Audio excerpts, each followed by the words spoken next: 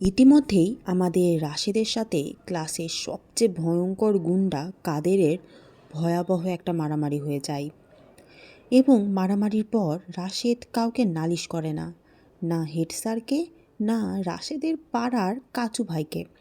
কাচু ভাই এমন এক ব্যক্তি যিনি সকালে কিনা 4টা কাঁচা ডিম খান, কিন্তু কাচু ভাই রাশেদকে দেখেই বুঝে যায় ঘটনা কী এবং কাদেরকে ইচ্ছা মতন শায়েস্তা করে। যাই হোক, কাদেরের কোনো ক্ষতি হয় না, যদিও সবাই ভাবে কাদেরকে হয়তো তাদের কাচু ভাই মার্ডারই করে ফেলেছে, কিন্তু বিপদটা কাদেরের চুলের উপর দিয়ে যায়। যাই হোক, কাদেরকে কাচু ভাই শায়েস্তা করে দেয়। গত পর্বে এই ছিল ঘটনা। চলুন শুরু করি আজকের পর্ব 3। বৃহস্পতিবার দুপুরে স্কুল ছুটি হয়ে গেলে আমি রাশেদকে বললাম, এই আমাদের পাড়ায় যাবি? রাশেদ তখন জিজ্ঞাসা করে, কি আছে তোদের পাড়ায়?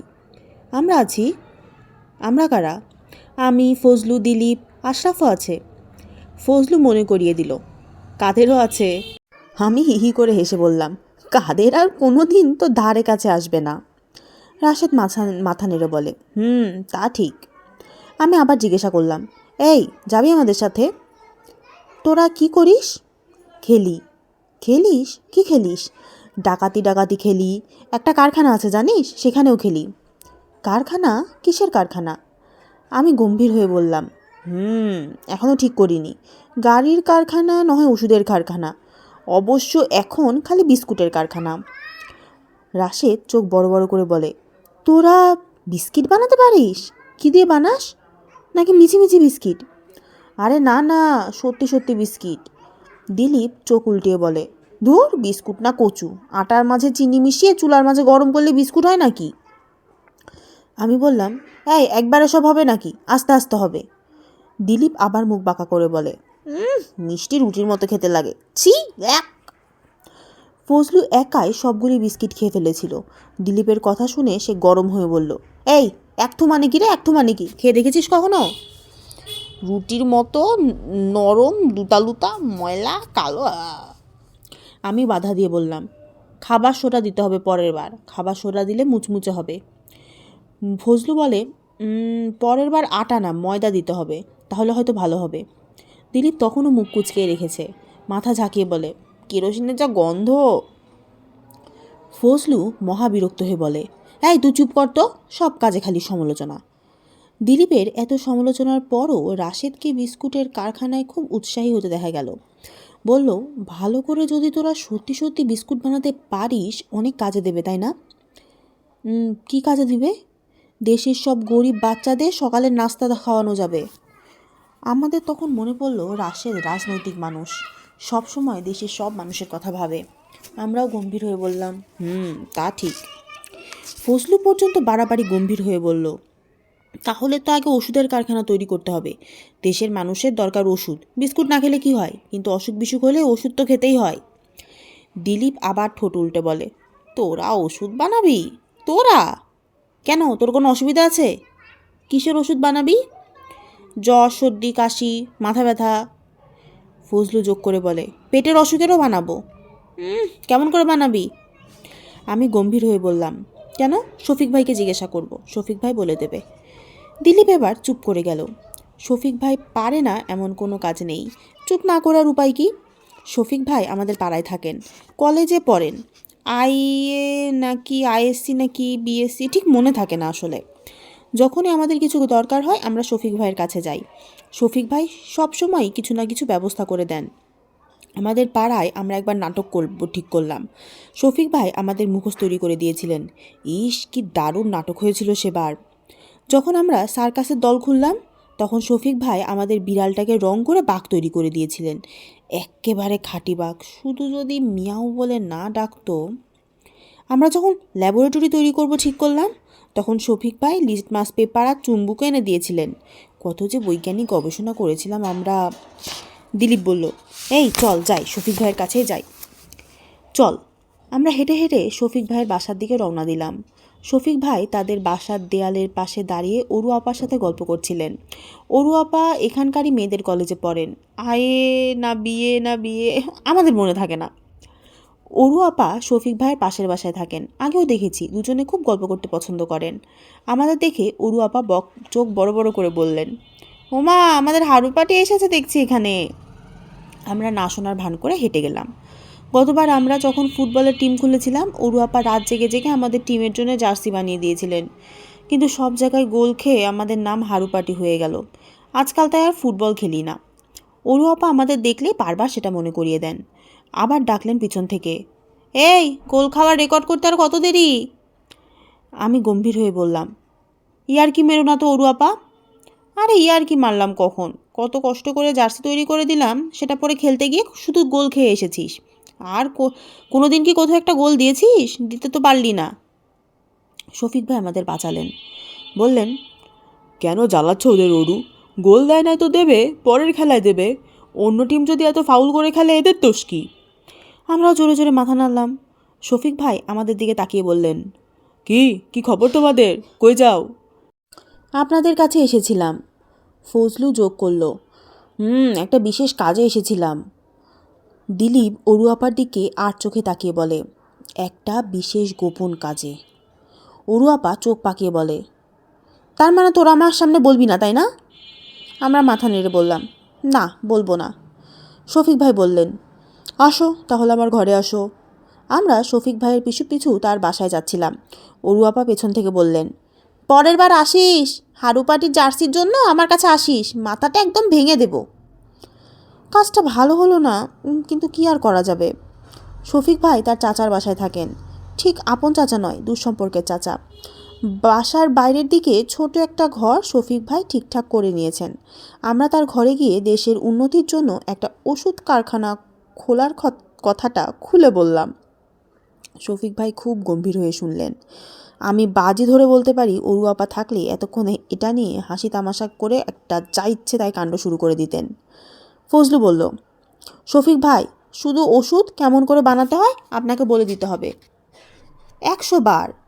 শফিক ভাই মাথা নেড়ে বললেন, আমি 100 বার বলবো, কিন্তু সমস্যা হলো আমি এর আগে ওষুধ কখনো বানাইনি, তাই আমাকে একটু পড়াশোনা করতে হবে। তাহলে করেন। করব। করে যখন বের করতে পারবো তোমাদেরকে অবশ্যই জানাবো। আচ্ছা, তোমরা কীরকম ওষুধ বানাতে চাও বলো তো? হোমিওপ্যাথিক না অ্যালোপ্যাথিক? আমি মাথা চুলকে বললাম, কোনটা ভালো? ফজলু বলল, হোমিওপ্যাথিকটা খেতে ভালো। দিলীপ বলল, কিন্তু অ্যালোপ্যাথিকটা কাজ বেশি করে। তাহলে অ্যালোপ্যাথি হোক। শফিক ভাই জিজ্ঞাসা করলেন, ট্যাবলেট না ক্যাপসুল? আমরা একে অন্যের মুখের দিকে তাকালাম। দিলীপ জিজ্ঞাসা করে, কোনটা সোজা? মনে হয় ট্যাবলেট। তাহলে ট্যাবলেট দিয়ে শুরু করি। ঠিক আছে, দেখছি। শফিক ভাইয়ের সাথে খুঁটিনাটি জিনিস নিয়ে আরও খানিকক্ষণ কথা বলে আমরা যখন চলে আসছিলাম, তখন শফিক ভাই বললেন, দেশের অবস্থা খুব খারাপ, জানো? আমরা কিছু বলার আগেই রাশেদ বলে, জানি। কি জানো? ইয়াহিয়া খান জাতীয় পরিষদ বন্ধ করে দিয়েছে। পশ্চিম পাকিস্তান বাঙালিদের ক্ষমতায় যেতে দেবে না। শফিক ভাই একটু অবাক হয়ে রাশেদের দিকে তাকালেন। আমরাও অবাক হয়ে তাকালাম। রাশেদ একদম বড় মানুষদের মতো কথা বলছে। শফিক ভাই বললেন, তুমি কেমন করে জানো বাঙালিদের ক্ষমতায় যেতে দেবে না? পশ্চিম পাকিস্তান আমাদের শোষণ করে বেঁচে থাকে, আমরা ক্ষমতায় গেলে আর আমাদেরকে শোষণ করতে পারবে না। শফিক ভাই মনে হলো আরও অবাক হলেন। বললেন, তোমাকে তো আগে দেখিনি। আমি বললাম, নতুন এসেছে আমাদের ক্লাসে। কি নাম তোমার? রাশেদ হাসান। আমি বললাম, ওর আগের নাম ছিল লাড্ডু। লাড্ডু? রাশেদ একটু হেসেই বলে, এখন আমার নাম রাশেদ। রাশেদ, তুমি বেশ খোঁজখবর রাখো দেখি। আমি বললাম, হ্যাঁ, রাশেদ সবসময় তার বাবার সাথে রাজনৈতিক আলোচনা করে। শফিক ভাই আবার জিজ্ঞাসা করলেন, শেখ মুজিবকে যদি ক্ষমতায় যেতে না দেয় তাহলে কি হবে বলে তোমার মনে হয়? গৃহযুদ্ধ। ফজলু হিহি করে হেসে বলে, গৃহযুদ্ধ আবার কি? ঘরের মাঝে যুদ্ধ? মা বাবার সাথে যুদ্ধ? ধুর বোকা, শফিক ভাই বললেন, একটা দেশের নিজেদের ভেতরে যখন যুদ্ধ হয় তখন তাকে বলে গৃহযুদ্ধ। পশ্চিম পাকিস্তান যদি পূর্ব পাকিস্তানের সাথে যুদ্ধ করে তখন সেটা হবে গৃহযুদ্ধ। দিলীপ ভয়ে ভয়ে বলে, সত্যি হবে গৃহযুদ্ধ? শফিক ভাই আস্তে আস্তে বললেন, হ্যাঁ, আমার মনে হয় হবে। আমার মনে হয় পশ্চিম পাকিস্তান কখনোই শেখ মুজিবকে ক্ষমতা দেবে না। যদিও শেখ মুজিব বেশি সিট পেয়েছেন, তবুও তাকে ক্ষমতা দিবে না, কারণ তাহলে ক্ষমতা আর তাদের হাতে থাকবে না। কিন্তু বাঙালিরা তো কখনো সেটা চুপ করে মেনে নিবে না, কিছুতেই মেনে নেবে না। কি করবে? আন্দোলন করবে। আসলে আন্দোলন শুরু হয়ে গেছে, অসহযোগ আন্দোলন। দোয়া করো যেন আন্দোলনে কাজ হয়, যেন এমনিতেই ক্ষমতা দিয়ে দেয়। রাশেদ মাথা নেড়ে বলে, দেবে না, কিছুতেই দেবে না। শফিক ভাইয়ের ঘর থেকে আমরা বের হয়ে এলাম খুব গম্ভীর হয়ে। দেশের সামনে এত বড় একটা বিপদ, তার মাঝে তো আর আমরা হাসাহাসি করতে পারি না। আমরা হেঁটে হেঁটে আমাদের বাসার কাছে চলে আসলাম। বাসার সামনে দেয়ালে চুনকালি খসে পড়েছে। দেয়ালের ফোকরে পা দিয়ে উপরে উঠে পা ঝুলিয়ে বসে থাকলাম আমরা গম্ভীর হয়ে। বসে বসে আমরা দেশের কথাই ভাবছিলাম। তখন দেখি আশরাফ তার ক্রিকেট বল আর ব্যাট নিয়ে এসেছে। আশেপাশের বাসা থেকে আরও ছেলেপেলেরা বের হয়ে এসেছে। আমরা তখন মাঠে ক্রিকেট খেলতে শুরু করলাম। দেশের কথা, দেশের বিপদের কথা ভুলে গেলাম একটু পরেই। বিকেল পড়ে এলে রাশেদ বলল সে এখন যাবে। ক্রিকেট খেলায় রাশেদ একেবারে যা ইচ্ছা তাই, না পারে ব্যাটিং, না পারে বোলিং। শুধু ফিল্ডিংয়ের সময় দাঁড়িয়ে দাঁড়িয়ে কী যে ভাবে সেই জানে। হাতের সামনে দিয়ে বলটা গড়িয়ে যায়, তার ধরতে মনেই থাকে না। আমি রাশেদকে জিজ্ঞাসা করলাম, এই তোর বাসা কোথায় রে? অনেক দূর, ওই ব্রিজের কাছে। তাহলে চলে যা, বাসায় যেতে যেতে তো অন্ধকার হয়ে যাবে। বাসায় যেতে আমার এখনও দেরি আছে। কেন, কোথায় যাবি? মশাল মিছিল আছে রাত্রেবেলা। তুই মশাল মিছিলে যাবি? হ্যাঁ, তবে ছোট বলে আমায় নিতে চায় না। আগে থেকে অনেক সাদাসাদি করতে হবে। ফজলু চোখ ছোট ছোট করে বলে, ইস, আমি যদি তোর সাথে যেতে পারতাম। রাশেদ বলে, চল যদি যেতে চাস। ফজলু দীর্ঘশ্বাস ফেলল। দিলীপ বলল, ফজলু যাবে মশাল মিছিলে, তাহলেই হয়েছে। কাকা তোকে পিটিয়ে লম্বা করে দিবে না? ফজলু বিষণ্ণ মুখে মাথা নাড়ে। আশরাফ গম্ভীর করে বলে, বড় না হওয়া পর্যন্ত মশাল মিছিলে যোগ দেওয়া ঠিক না। রাজনৈতিক দল ভুল পথে নিয়ে যাবে। রাশেদ আবার বড় মানুষের মতো বলল, পথে তো নামতে হবে আগে, তাই না? তা না হলে জানবি কিভাবে কোনটা ভুল পথ আর কোনটা ঠিক পথ? রাশেদ যাওয়ার আগে তার স্কুলের বই খাতা আমাকে দিয়ে গেল। বলল কালকে স্কুলে নিয়ে যাওয়ার জন্য। আশরাফ তার ব্যাট বল নিয়ে বাসায় গেল। দিলীপ আর ফজলুও চলে গেল তাদের বাসায়। অন্যরা তো আগেই চলে গিয়েছে। আমি খানিকক্ষণ একা একা মাঠে বসে বাসার দিকে রওনা দিলাম। শফিক ভাইয়ের ঘর অন্ধকার, মানে সে বাসায় নেই। কে জানে, হয়তো রাশেদের মতো সেও মশাল মিছিলে গেছে কিনা। অরু আপাদের বাসায় দেখি অরু আপা বারান্দাতে। অরু আপা আর তার আম্মা দাঁড়িয়ে গল্প করছে। আমাকে দেখে অরু আপা গলা উঁচিয়ে বললেন, এই ইবু, এখন বই খাতা নিয়ে কোথায় যাচ্ছিস? এগুলো আমার বই খাতা না। কেন, কার বই খাতা তাহলে? রাশেদের। ও মশাল মিছিলে গেছে, তাই আমাকে দিয়ে গেছে। এইটুকু পিচ্ছি মশাল মিছিলে গেল, বলে কি রে? হ্যাঁ তাই। কেন, বাসায় গেলে তার বাবা তাকে বানাবে না? না, রাশেদ আর রাশেদের বাবা খুব বন্ধু। মজা তো দেখি, এরকম বাবা হলে আর খারাপ হয় না, কি বলিস? রাশেদ বলেছে তার বাবা নাকি একটু পাগল কিসিমের। একটু বলিস কি রে, মনে হয় পুরোটাই পাগল, না হলে এইটুকু পিচ্ছিকে এত রাতের বেলা মশাল মিছিলে কেউ পাঠায়? আমি চলে আসছিলাম। ওরু আপা আবার ডাকলেন, এই ইবু, আয় লজেন্স খেয়ে যা। লজেন্সের কথা শুনে আমি একটু নরম হয়ে গেলাম। ওরু আপা মানুষটা খারাপ না, কিন্তু মনে হয় মাথায় একটু ছিট আছে। আমি বারান্দায় গিয়ে দাঁড়াতেই আমার হাতে কয়েকটা লজেন্স ধরিয়ে বললেন, খেয়ে দেখ, অনেক মজা। অরু আপার আম্মা বললেন, তোমার আম্মা ভালো আছে ইবু? জি খালাম্মা, ভালো আছে। আসতে বলো একদিন, আমি তো আর ঘর থেকে বের হওয়ার সময় পাই না। বলবো খালাম্মা। অরু আপা বললেন, এই ইবু, তোকে একটা জিনিস জিজ্ঞাসা করি, ঠিক জবাব দিবি? আমি ঘামতে শুরু করলাম। এই বুঝি অরু আপার ওই পাগলামিটা শুরু হলো। ভয়ে ভয়ে জিজ্ঞাসা করলাম, কি? এই, আমাকে তোর পছন্দ হয়? আমি ঢোক গিলে বললাম, হয়। আমাকে বিয়ে করবি? যাও না, খালি ঠাট্টা তোমার। আরে ঠাট্টা কখন করলাম, সত্যি জিজ্ঞাসা করছি। করবি? আমি তোর জন্য ভাত রান্না করে দেবো। তুই যখন বুড়ো হবি তখন তোর মাথা থেকে পাকা চুল বেছে দেবো। করবি বিয়ে আমাকে? যাও অরু আপা। অরু আপার আম্মা বললেন, এই তুই কেন জ্বালাচ্ছিস ছেলেটাকে? কে বললো জ্বালাচ্ছি? তোমার জামাই। মা দেখো তো পছন্দ হয় কি না। তুমি মাছের রান্না করে খাওয়াবে। এই ইবু, তুই মাছের মাথা খাস তো? যাও অরু আপা, তোমার খালি ঠাট্টা। দেখিস, আমি তোকে কিন্তু অনেক যত্ন করব। প্রত্যেক দিন লজেন্স নিয়ে আসবো। করবি বিয়ে? অরু আবার আম্মা হাসি চেপে বললেন, কেন জ্বালাচ্ছিস অরু তুই বকে? ছেড়ে দে না ওকে, সন্ধ্যা হয়ে যাচ্ছে। খালাম্মা ভিতরে চলে যাওয়ার পর অরু আপা মনে হলো আরও মজা পেয়ে গেলেন। আমার মুখের কাছে মাথা নামিয়ে বললেন, এই দেখ না দেখ, আমার দিকে তাকিয়ে দেখ, আমার চেহারা কি খারাপ? খারাপ হবে কেন অরু আপা? তাহলে রাজি হচ্ছিস না কেন? তুমি আমাকে বিয়ে করবে না কচু? কেন করব না? তুমি কত বড় আর আমি কত ছোট।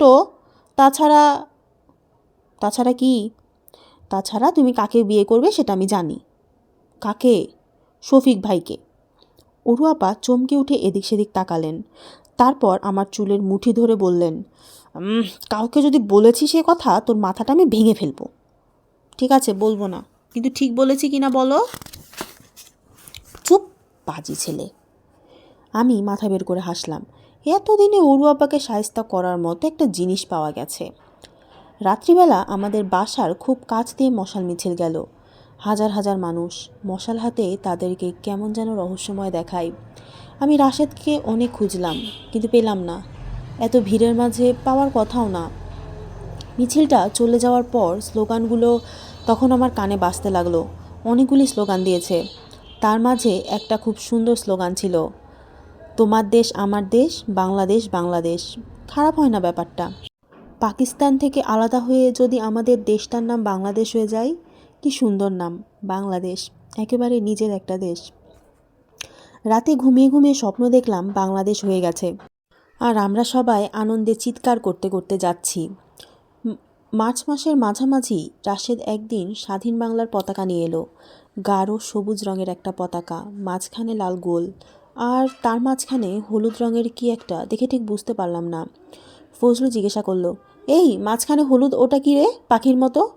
ধুর বোকা, রাশেদ হেসে বলে, পাখি হতে যাবে কেন রে, এটা স্বাধীন বাংলার ম্যাপ। আমরা আবার ভালো করে তাকালাম। রাশেদ বলে দেওয়ার পর একেবারে মাঝের অংশটা সত্যিকারেরই ম্যাপের মতো দেখতে লাগলো। রাশেদ বলল, যে ম্যাপটা তৈরি করেছে সে ভালো করে ম্যাপটা তৈরি করতে পারেনি। আসলে সোনালি রং দিয়ে তৈরি করার কথা ছিল, সোনার বাংলা যে। আমরা অবাক হয়ে ফ্ল্যাগটার দিকে তাকিয়ে রইলাম। দারুণ হয়েছে ফ্ল্যাগটা। আমাদের হাতে নিয়ে এক অন্যরকম রোমাঞ্চ হলো, আমাদের নিজেদের ফ্ল্যাগ। আমি রাশেদকে জিজ্ঞাসা করলাম, কোথায় পেলে এই ফ্ল্যাগ? রাশেদ উত্তর না দিয়ে রহস্যময় ভঙ্গি করে হেসে বলে, আমার কাছে সব আছে। এটাই হবে আমাদের স্বাধীন বাংলার ফ্ল্যাগ? হ্যাঁ, এটাই হবে। আমরা অবাক বিস্ময়ে হাঁ করে তাকিয়ে থাকি। বিশ্বাসই হতে চায় না যে আমরা স্বাধীন বাংলা হয়ে যাব। আমাদের নিজেদের আলাদা একটা ফ্ল্যাগ হয়ে যাবে। উর্দু ক্লাসে আর এ কুত্তা মাট্টি মে লাটা হ্যাঁ এসব সুর করে পড়তে হবে না। তখন খুব উত্তেজনা চারিদিকে। অসহযোগ আন্দোলন হচ্ছে। সেটা কী জিনিস আমরা প্রথমে বুঝতে পারিনি। রাশেদ বুঝিয়ে দিল। মার্চ মাসের ৩ তারিখ জাতীয় পরিষদে অধিবেশন হওয়ার কথা ছিল। ইয়াহিয়া খান ১ তারিখে সেটা বন্ধ করে দিয়েছে। ভুট্টোর সাথে ইয়াহিয়া খানের গলায় গলায় ভাব, সে যেটাই বলছে সেটাই হচ্ছে। জাতীয় পরিষদের অধিবেশনে যে শাসনতন্ত্র তৈরি করার কথা ছিল সেটা আর হবে না। শেখ মুজিব এখন অসহযোগ আন্দোলনের ডাক দিয়েছে। পাকিস্তান সরকারকে আর সহযোগিতা করা হবে না, তাই এই আন্দোলনের নাম অসহযোগ আন্দোলন। দেশ চলছে এখন শেখ মুজিবের কথাই। উত্তেজনায় আমাদের মুখে আর কথা সরে না। জিজ্ঞাসা করলাম, তাই হচ্ছে সারা দেশে? বঙ্গবন্ধু এখন দেখছেন। বঙ্গবন্ধু সেটা আবার কে? রাশেদ আবার একগাল হেসে বলল, তোরা দেখি কোনো খবরই রাখিস না, শেখ মুজিবকে এখন সবাই বঙ্গবন্ধু ডাকে। আমরা কয়েকবার কথাটা উচ্চারণ করলাম। কথাটা একটু ভারকুট টাইপের, কিন্তু বেশ লাগে শুনতে। বঙ্গবন্ধু কি দেখছেন? দেখছেন ইয়াহিয়া খান কি করে। যদি দেখেন ইয়াহিয়া খান ক্ষমতা দেওয়ার কোনো ইচ্ছাই নাই তার, তাহলে তাকে লাথি মেরে দূর করে দেবেন। আমরা স্বাধীন বাংলা হয়ে যাব সাথে সাথে। আমি আগে কখনো খবরের কাগজ পড়িনি, আজকাল একটু মনোযোগ দিয়ে পড়ি। ঢাকা থেকে আমাদের এই ছোট শহরটাতে খবর আসতে একদিন লেগে যায়, তবুও খবরগুলি বেশ গরম থাকে। ঢাকায় মনে হয় প্রতিদিনই মিছিল হচ্ছে, গোলাগুলিও হচ্ছে রোজ। 1-2 করে মানুষ মনে হয় রোজই মারা যাচ্ছে। আমরা আশা করে আছি এই কয়েকটা দিন, তারপরই বঙ্গবন্ধু লাথি মেরে পাকিস্তানিদেরকে বের করে দিবেন আর আমরা স্বাধীন বাংলা হয়ে যাব। এর মাঝে রাশেদ একদিন দুঃসংবাদ নিয়ে এলো। পাকিস্তানের মিলিটারি প্রেসিডেন্ট ইয়াহিয়া খান বঙ্গবন্ধুর সাথে দেখা করতে এসেছে। সাথে এনেছে জুলফিকার আলী ভুট্টোকেও। তারা নাকি বঙ্গবন্ধুকে ক্ষমতা দিয়ে জাতীয় পরিষদের অধিবেশন আবার শুরু করতে পারে, সেটা নিয়ে কথাবার্তা চলছে। সর্বনাশ! ফজলু মুখ কালি করে বলে। তাহলে কি স্বাধীন বাংলা হবে না? রাশেদ গম্ভীর হয়ে বলে, যদি ক্ষমতা দিয়ে দেয় তাহলে স্বাধীন বাংলা হবে কি করে? স্বাধীন বাংলার অত সুন্দর ফ্ল্যাগটা? রাশেদ মাথা চুলকে বলে, কিন্তু শালারা হারামির বাচ্চা। মনে নাই নভেম্বর মাসে ঝড়ের সময় কি করলো ওরা? কি করলো? ঝড়ে কয়েক লাখ লোক মারা গেল, আর শালার বেটা ইয়াহিয়া খান একবার দেখতে পর্যন্ত এলো না। চীন থেকে ঘুরে এসে নিজের দেশে চলে গেল। তাই নাকি? তারপরই তো মৌলানা ভাসানী এক ধমক দিলেন ইয়াহিয়া খানকে, মনে নাই? আমরা এই ব্যাপারটা জানতাম না, তবু বেশ কয়েকবার মাথা নাড়লাম। রাশেদ গম্ভীর গলায় বললেন, মৌলানা ভাসানী ঠিকই বলেছেন। কি বলেছেন? বলেছেন কারো 6 দফা, কারো 11 দফা, আমার হচ্ছে 1 দফা, এই দেশ স্বাধীন বাংলা হবে। ফজলুর চোখ হঠাৎ চকচক করে ওঠে, হাতে কিল দিয়ে বলল, তাহলে আমাদেরকে আর স্বাধীন হতে কেউ আটকাতে পারবে না। কেন? আরে জানিস না মৌলানা ভাসানীর পোষা জিন আছে। জিন? হ্যাঁ, ফজলু মাথা নেড়ে বলে, তারা সব খবর এনে দেয়। কিসের খবর? ভবিষ্যতে কি হবে সেই সবের খবর। জিনেরা তো সব জানে আগে থেকে। তারা নিশ্চয়ই মৌলানা ভাসানীকে আগে থেকে খবর এনে দিয়ে বলে দিয়েছে। জিনেরা সব আগে থেকে তো জানে, সেই জন্যেই মৌলানা ভাসানী যেটা বলে সেটাই হয়, কখনো ভুল হয় না। দিলীপ একটু হক চকিয়ে যেয়ে বলে, জিনটা কি? আরে জিন চিনিস না? জিন ভূত শুনিসনি কখনো? শুনেছি, কিন্তু জিনটা কীরকম হয়? ফজলু খুব চিন্তা করে বলে, মনে হয় যে সকল ভূতগুলো মুসলমান তাদেরকে জিন বলে, জানি না আসলে। দিলীপ ভয়ে ভয়ে জিজ্ঞাসা করে, ভূতদেরও হিন্দু মুসলমান আছে নাকি? মনে হয় আছে। ওদের রায়ট হয়, কাটাকাটি হয়? ফজলু মাথা চুলকে বলে, নিশ্চয় হয়। তাহলে ভূতেরা মরে তখন কি হয়? ফজলুকে এবার সত্যি চিন্তিত দেখায়। অনেকক্ষণ ভেবে বলে, কাটাকাটি হলে কি আর মরে না? নিশ্চয়ই মরে। মানুষ মরে তো ভূত হয়, তাহলে ভূত মরে কি হয়? ফজলু হঠাৎ খুব রেগে মেগে গিয়ে বলে, এই তুই চুপ করবি এখন? দিলীপের মোটেও চুপ করার কোনো ইচ্ছে ছিল না, কিন্তু ঠিক তখন আমরা স্লোগান শুনতে পেলাম। বিরাট বড় একটা মিছিল আসছে। মিছিলের সামনে স্বাধীন বাংলার পতাকা। স্লোগান দিচ্ছে জয় বাংলা। এই স্লোগানটা নতুন, আগে কখনো শুনি নাই। সব স্লোগানের 2টা অংশ থাকে, একজন বলে প্রথম অংশ, পরের জন বলে দ্বিতীয় অংশ। যেরকম ইয়াহিয়ার চামড়া তুলে নেব আমরা, কিংবা আমার দেশ তোমার দেশ, বাংলাদেশ বাংলাদেশ। কিন্তু এই স্লোগানের একটাই অংশ, একজন বলে জয় বাংলা, ঠিক তখন অন্যরাও সবাই বলে জয় বাংলা। স্লোগানটা সাংঘাতিক, বলার সময়ই যেন মনে হয় দেশটা স্বাধীন হয়ে যাচ্ছে। রাশেদের পিছু পিছু আজকে আমরাও মিছিলের সাথে গেলাম, গলা ফাটিয়ে জয় বাংলা বলে চেঁচালাম। বাজারের কাছে গিয়ে যখন যাচ্ছি তখন রাশেদ থেমে আঙ্গুল দিয়ে আহসান মঞ্জিলের দিকে দেখায়। দেখলাম দোতলায় জানলার পর্দা একটু ফাঁক করে কে যেন উকি দিচ্ছে। কে ওটা? নিশ্চয় আজরফ আলী। তুই কেমন করে জানিস? দেখছিস না, সামনে দাঁড়িয়ে দেখার মতো সাহস পর্যন্ত নাই, উকি মেরে দেখছে। কেন সাহস নাই জানিস? এত বড় মিছিল সাহস হবে কেমন করে? আজরফ আলীর 3টা বউ, জানিস না? 3টা বউ থাকলে কি হয়? রাশেদ খুবই বিরক্ত হলো। কিছুই দেখি জানিস না। 3 বউ থাকলে কাঠমোল্লা হয়, যত কাঠমোল্লা জামাতে ইসলামী, নেজামি ইসলামী সবাই পাকিস্তানের পক্ষে, জানিস না তুই? ও। আমরা যখন মিছিলের সাথে সাথে খান বাহাদুরের বাসার কাছে যাচ্ছিলাম, রাশেদ তখন আবার দাঁড়িয়ে গেল। আমি বললাম, এই কি দেখছিস? খান বাহাদুরও নিশ্চয়ই লুকিয়ে দেখছে। কি দেখছে? মিছিলটাকে দেখছে। পাকিস্তানের মন্ত্রী ছিল তো, স্বাধীন বাংলা একদম সহ্য করতে পারে না। তুই যদি কানের কাছে গিয়ে বলিস জয় বাংলা, দেখবি সব চুলদাড়ি দাঁড়িয়ে রেগে যাবে, একেবারে রাগে। আমরা মিছিল থেকে বের হয়ে রাশেদের সাথে দাঁড়িয়ে গেলাম।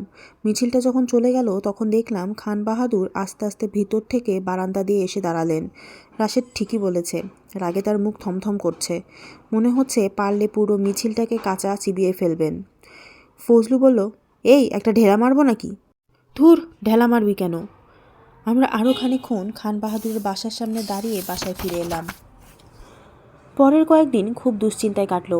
সত্যি সত্যি যদি ইয়াহিয়া খান আর ভুট্টো মিলে শেখ মুজিবকে পাকিস্তানের পুরো ক্ষমতাটা দিয়ে দেয়, তাহলে তো আর স্বাধীন বাংলা হবে না, পাকিস্তান পাকিস্তানি থেকে যাবে। রাশেদ অবশ্যই ক্রমাগত বলেই যাচ্ছে যে সেটা হতেই পারে না। ইয়াহিয়া খান যত বড় বদমাইশ, ভুট্টো নাকি তার থেকে 100 গুণ বড় বদমাইশ। পুরোটা নাকি একটা চাল, নিশ্চয়ই কোনো উদ্দেশ্য আছে। কিছুতেই ক্ষমতা বাঙালিদের হাতে দিবে না। আমরা সেটাই আশা করে আছি। মিটিং ভেঙে যাবে, বঙ্গবন্ধু ইয়াহিয়া খান আর ভুট্টোর পাছায় লাথি মেরে বলবেন, এই দূর হ তোরা, পাকিস্তানে বসে বসে এখন আঙ্গুল চোষ, আজ থেকে স্বাধীন বাংলা। আমাদের ছোট্ট শহরটাতে অবশ্যই এর মাঝেই স্বাধীন বাংলা শুরু হয়ে গেছে। সব দোকানে, বাসায়, সব জায়গায় একটা করে স্বাধীন বাংলার পতাকা উঠছে। যেখানেই যাই সেখানে বঙ্গবন্ধুর ছবি, ঘরে ঘরে বঙ্গবন্ধুর বক্তৃতা। এবারের সংগ্রাম স্বাধীনতার সংগ্রাম।